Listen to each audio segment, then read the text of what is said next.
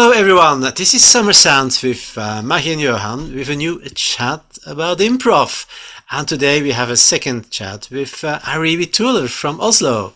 Hi Aree. Hey, hi, Aree. So Aree, in the improv community you are very well known to make paintings and drawings of other improvisers. More than the improv itself. Yeah, so it actually started a little bit before the pandemic that I started drawing.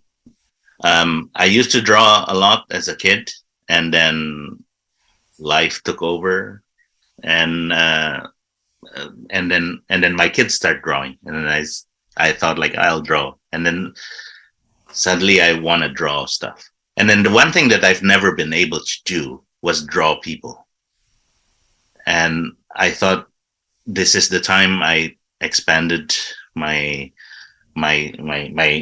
comfort zone of drawing people. So I first tried to draw some people and then realized like it was very bad. It didn't have any likeness to the other people. And what I found works was drawing improvisers. Because I realized like when you're drawing improvisers, they're pretty happy with it, even if it's has absolutely no likeness to them. They accept my mistakes, and it makes me very encouraged. Or I draw something, and then they're like, "Oh, this looks like if I'm 30 years older, or this looks like my aunt, or this looks like me if I'm Spanish." And they do it in a happy way. I feel the improvisers are generally more accepting anyway, right? So they are happy with these mistakes. So that's why I started drawing improvisers. I could say that it's not that you make mistakes, Ari. It's just that you have your own style, your own signature, your own personality. Like if you would say Dali was making mistakes because he was painting distorted bodies. So no, I think you have a very great talent. I was one of the people that was surprised. We were in one session. I never met you before, and I don't know how. Somehow you ended up with this picture of me improvising, and I went, "What? When did with you do your that?" with your instruments as well, if I recall. As well, as well. It's lovely. It's great. Do you have any? Talking about the paintings, do you have any that we can show our audience? Oh, yeah. I mean, I have an entire public library on Facebook where you can see of all improvisers that I've drawn. We can put the link there. I Mm. think I've drawn something close to 500 improvisers now, or I Oh mean, my God. 500 paintings with the some improvisers I draw 8 times or something. Yeah, but there's 500 portraits in there 500 since roughly when? since roughly the pandemic. So when it was the pandemic, I can't do improv, but I want to do something that's improv related. So I was started drawing people, different Mm. places. And then suddenly online improv happens, you have more faces. So before I was drawing people from the community of improv in Oslo. And I think I draw like 50 portraits then. And then suddenly you have online improv, like 500, 1,000 new faces. Yeah. So that's But that's a challenge because when they are improvising, it's not like they are posing. They are moving. They are moving out of Zoom in, and you just got a few seconds to capture it. yeah, definitely. I've drawn people where they're doing Zoom sessions, or I'm on a video off and they're doing a scene, and I just like scribble. So it takes like 30 seconds, 1 minute to capture the essence of it. Wow.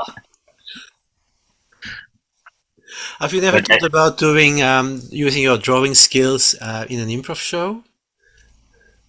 my drawing skills in an improv show, I have thought about doing that a few times. I mean, there was a show where the character was drawing something, and I actually draw drew stuff as well. There are some improv shows that try to integrate these things. Yeah. I was thinking about getting involved in some of them if time permits. Yeah. And how, in which formats would you then think about what would be possible? So yeah, it would be possible to have while improvisers are doing stuff, you're drawing the scene to go along with it, and then you can like splash them together. Yeah. Or I think in person there's also Sarah in Brussels that does combination of improv and painting. So I mean, who draws stuff? It's not just me. Like there's more improvisers than you think who can actually draw and paint. Who draws and paints regularly. Yeah. I think it's always very nice to combine different disciplines together. Like we have classical is the music and the musical improvisation and the improvisation on stage, the theater. But if you also can then use different disciplines or more disciplines to integrate with that, like drawing, for example, that makes a very special audience experience. I think you can experiment with that and do amazing stuff. Yeah, I think music is very natural to be added to improv. Whereas drawing has like this few seconds lag to it. Yeah. That needs to be tinkered. So you probably would need to do improv that's a bit more slowly paced or so for drawing to catch up. Yeah. Yeah. And then also be inspired as an improviser on what the person is drawing and the other way around, just like the music. Oh yeah, definitely. I just imagine someone is drawing on a tablet and it's projected in a big screen behind the improvisers. so it's fully integrated in the stage. How wonderful would that be? That would be wonderful. Yeah. I wanted to ask you, Aree, for example, you're there, you're watching different people. Obviously, you can't paint them all at the same time because they are all there changing, interacting. How do you choose who catches your eye, or what is it that makes you interested in that particular performer? Oh wow, it's very hard to say. What catches my eye, it's like a reflex kind of thing. You know, you see these things and then suddenly like, oh, that one. And it used to be something that is more the opposite of subtle. It's more obvious. Like certain improvisers have a face that is very, characteristic, and then you can draw them immediately. But these days, the inspiration I get sometimes are a little bit more subtle. Yeah. So yeah, I guess it depends on my mood at the time. It doesn't necessarily have to be like the one that's more dynamic is the one that catches my eye. It could be someone that's just like doing nothing. That's like, that's it. Or it could be someone that is putting on a very strong character as well, perhaps. Yeah, so in the beginning it was always like the strong characters catches your eye. But later on it's like everything is interesting if you look into it hard enough. So there's like a saying in drawing, like everything is interesting once you start drawing it. But if they go out of the Zoom and you still haven't finished, what do you do with the rest of it? You just invent the rest of it? I would just leave it as it is, because I think the process of drawing is does not have to be finished. That's the thing. It's like improv. You do it and then you're finished. So that's why I like gesture classes or short drawing classes, because your time is up and then that's it. That's what you get. Yeah. And what do you use? Pen, pencil?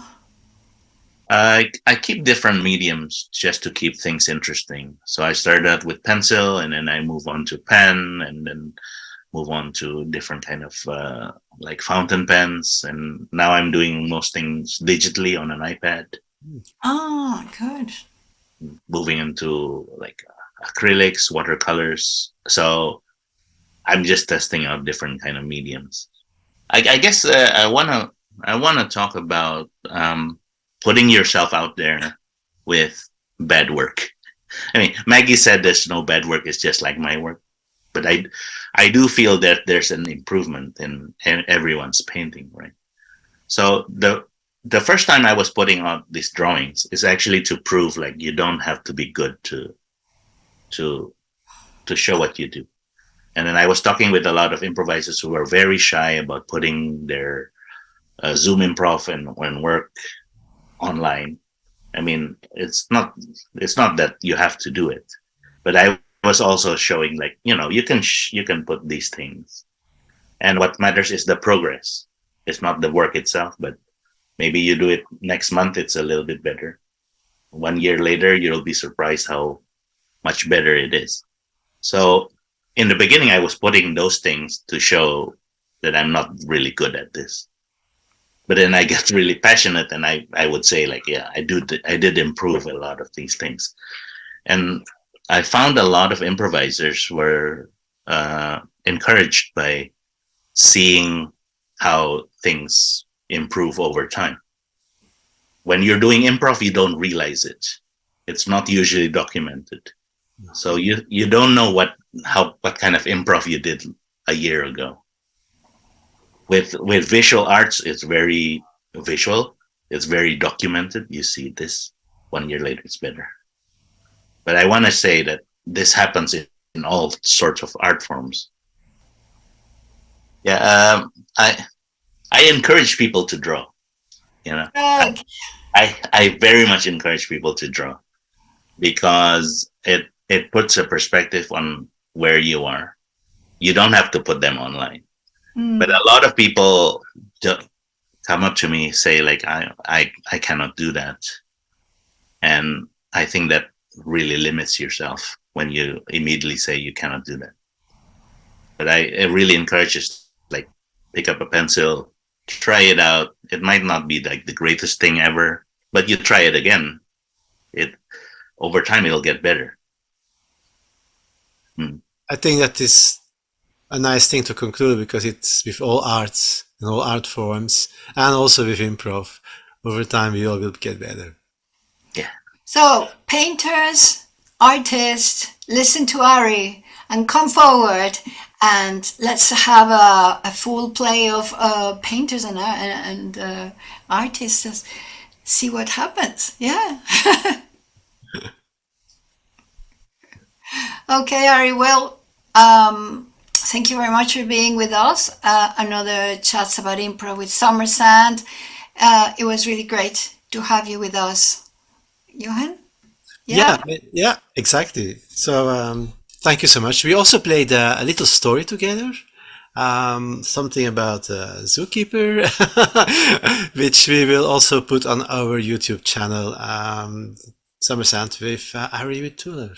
And that was a great one. Thank you very much. Yeah. And thanks for Okay. viewing, everyone, and see you next time. Bye.